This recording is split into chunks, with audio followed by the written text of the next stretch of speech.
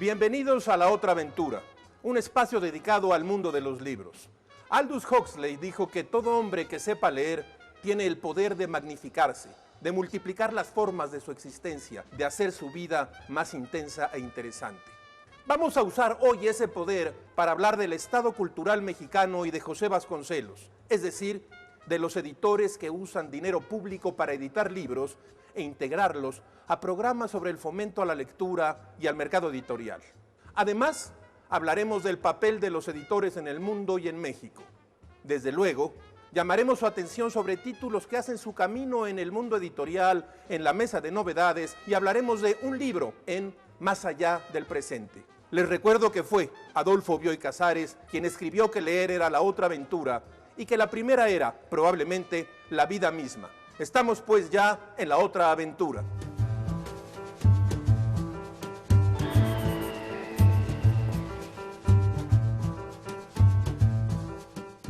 El gobierno publica libros, muchos libros con dinero público.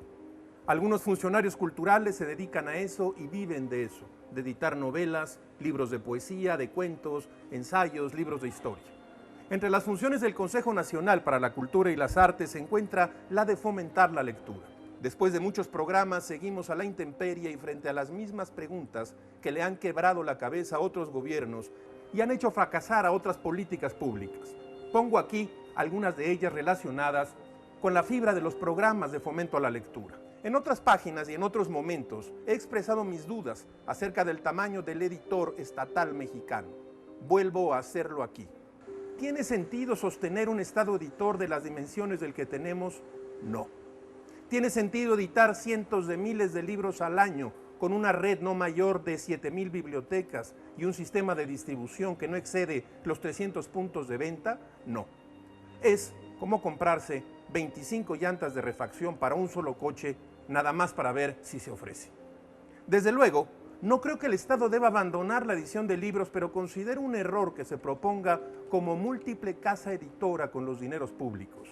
El fracaso ha sido rotundo, el consumo no aumenta, la distribución es inexistente. En consecuencia, los lectores brillan por su ausencia y la industria editorial vive en un estado de desnutrición grave. Bastaría con la operación de un sistema selectivo y único de ediciones y el fortalecimiento del Fondo de Cultura Económica, no más.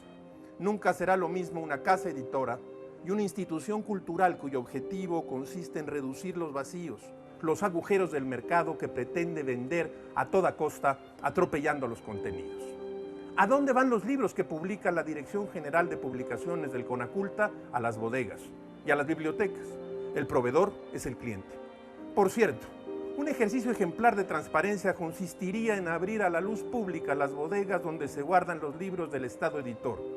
Por alguna razón, se mantiene bajo riguroso secreto el lugar donde se encuentran esas bodegas. Así, hemos llegado al bochornoso escenario en el cual se diseña un plan editorial más o menos estructurado, pero con un consumo como el de Nicaragua y un sistema de distribución y comercialización adecuado para un país como Barbados. La encuesta de bienes y servicios culturales realizada por Conaculta informa: más del 50% de los mexicanos nunca ha puesto un pie en una librería. Más del 47% nunca ha entrado a una biblioteca.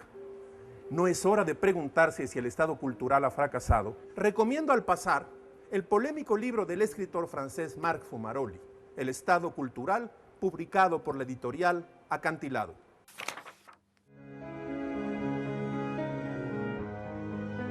El primer editor del Estado mexicano fue José Vasconcelos. En su paso por la Secretaría de Educación Pública, se propuso que los clásicos se conocieran y leyeran en México. Sabía que sin la lectura no hay ilustración, no hay pensamiento libre. Durante los años 20 del siglo pasado, la antigüedad cultural porfiriana, devastada por la guerra civil, cedió su lugar a un nuevo impulso, la búsqueda de la esencia del país. Esta búsqueda transformó la cultura mexicana. Su actor principal fue José Vasconcelos. Su gran obra literaria está contenida en su autobiografía. Ulises Criollo en 1935, La Tormenta en 1936, El Desastre en 1938, el proconsulado en 1939, la flama en 1959. Gran parte de la leyenda de Vasconcelos debe su grandeza a su obra como educador. El punto de arranque es su nombramiento como rector de la Universidad Nacional en 1920. En una de sus obras autobiográficas, El desastre, Vasconcelos recordaría cómo dio origen al escudo y al famoso lema de la Universidad Nacional. En tales horas de soledad, cuenta Vasconcelos, ordenaba el trabajo del día siguiente, inventaba las tareas próximas, imaginé así el escudo universitario que presenté al Consejo, toscamente y con su leyenda, por mi raza hablará el espíritu, pretendiendo significar que despertaba nuestra raza después de la larga noche de su opresión. Éramos como el pueblo judío, un pueblo que en su dolor secular debía extraer fuerzas para creaciones poderosas.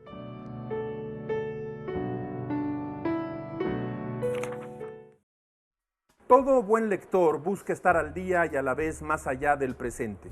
Las librerías expulsan con increíble rapidez a los libros nuevos. Se diría que trituran novedades. Hace poco me topé con un hombre que caminaba torpemente con las manos escondidas en el saco y no pude evitar recordar a Stanislaw Dembá, el infortunado protagonista de Mientras dan las 9 de Leo Perutz.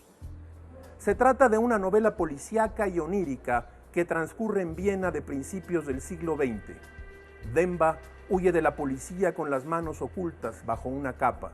Enamorado de Sonja, una mujer voluble y banal, roba 3 ediciones antiguas de gran valor para venderlas y satisfacer a su amante. Sin embargo, su gesto no surge de un amor genuino, sino de la perplejidad del abandono. Al situarse fuera de la ley, Dembá se desliza hacia una existencia de pesadilla donde todo adquiere la incertidumbre de lo irreal. Cada encuentro representa una amenaza y las conversaciones tienen señales extrañas. Resulta imposible no seguir a Dembá hacia su destino hasta que den las 9. Busque esta novela publicada por Editorial Destino y conozca al gran escritor austriaco Leo Perutz. Tomemos de la mesa de novedades un libro inteligente y ameno, Del sexo de los filósofos, de Armando González Torres, publicado por la Biblioteca Mexiquense del Bicentenario en 2011. En estos breves ensayos es posible acercarse a las obsesiones y los gustos de González Torres, con un estilo bien cuidado y una prosa que nos adentra en pequeñas reflexiones derivadas de autores como Julian Green, Arthur Rimbaud o Pascal Quignard, o bien en reflexiones filosóficas acerca de los libros, la codicia, la venganza o la indiferencia. González Torres recurre a la prosa breve a manera de viñetas y en apariencia sencilla para exponer su pensamiento, siempre confiado en la imaginación e inteligencia del lector. Mesurado y discreto, este es un libro que es un remanso para la imaginación y el pensamiento. Si usted está cansado de noticias banales y libros de autoayuda, acérquese a Del sexo de los filósofos.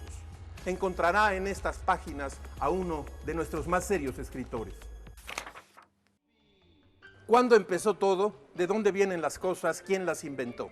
Del libro de Godofredo Olivares, Brujulario, publicado por la Universidad de Veracruz, traigo esta noticia. Una vez, el viejo historiador Thomas Carlyle declaró, bajo el techo de una abadía medieval, que solo una cosa diferenciaba al hombre civilizado del salvaje: los bolsillos. Aunque simples e indispensables, los bolsillos llegaron a aparecer por el año de 1500. Al principio los artículos personales tan solo envueltos en un pedazo de tela y escondidos entre la ropa.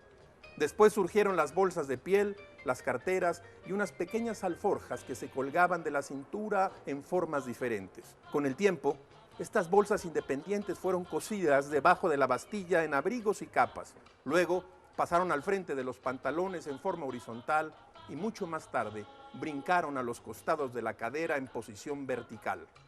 Esta es la historia de los bolsillos. Desde el punto de vista histórico, el editor no desempeña un papel importante hasta que desaparecen los protectores, esto es, en el siglo XVIII. En los inicios del libro, sobre todo en los siglos XV y XVIII, los trabajos del librero, el editor y el impresor no estaban tan claros. A menudo, una sola persona realizaba varias actividades a la vez. Casi siempre el librero era más o menos editor y hacía crecer su capital publicando libros. Su oficio consistía en elegir los textos, sostener relaciones con los autores si los libros eran nuevos, obtener el papel necesario ya que él y no el impresor se encargaba de hacerlo, elegir un tipógrafo competente y vigilar su trabajo. Uno de los hombres de letras convertido en editor e impresor más antiguos es el italiano Aldo Manuzio, nacido entre 1449 y 1454. Se especializó en historia y literatura griegas y latinas y justo cuando comenzaba a dar clases se dio cuenta de que no había buenas ediciones impresas de los autores que quería transmitir a sus alumnos. De modo que a partir de 1494 publicó gramáticas griegas y grandes ediciones de autores latinos y sobre todo griegos. En particular, una edición monumental de las obras de Aristóteles. Otro ejemplo de viejo editor fue Etienne Dolet, un extraño personaje que escribía libros y que tradujo a sus autores latinos preferidos. En 1538 creó un taller tipográfico donde imprimió libros que resultaban sospechosos para la Iglesia ortodoxa de ese tiempo. El 3 de agosto de 1546 fue quemado con sus libros en la Plaza Maubert.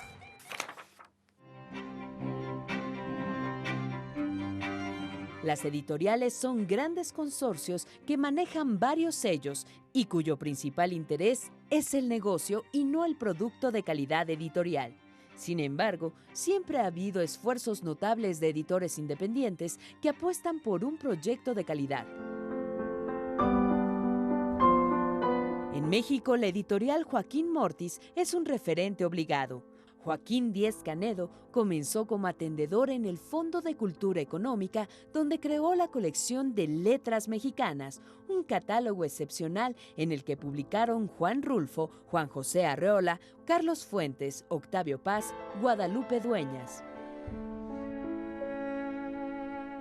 Finalmente, en 1962, y bajo el nombre con el que recibía correspondencia de la España franquista, Joaquín M. Anteca Ortiz, los apellidos de la abuela, estableció en un local de la calle Guaymas en La Romita. Este editorial publicó libros de breve formato, elegantes y sobrios, de obras literarias. Se mantenía con textos de psicología y sociología, pero logró lanzar a nuevos narradores y poetas con los sellos Serie del Volador y Las Dos Orillas. Este excelente editor visionario que publicó a Vicente Leñero, Elena Garro o Jorge Ibargüengoitia empezó a tener conflictos financieros en los años 70, reflejo de la crisis nacional y de la mala administración casera, por lo cual en los años 90 no le quedó más remedio que vender su casa editorial a Planeta. Hoy en día hay esfuerzos independientes que luchan por mantenerse en el mercado como Sexto Piso, Almadía, Tumbona, entre otras. Pero no solo las dificultades económicas decidirán su destino, sino sus aciertos editoriales basados en la calidad y el contenido.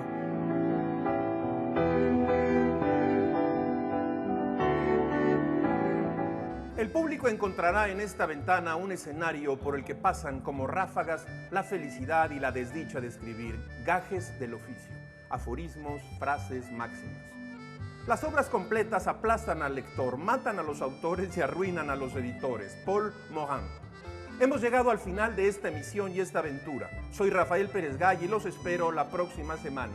Abres una puerta y detrás de ella aparece un mundo. Eso es un libro.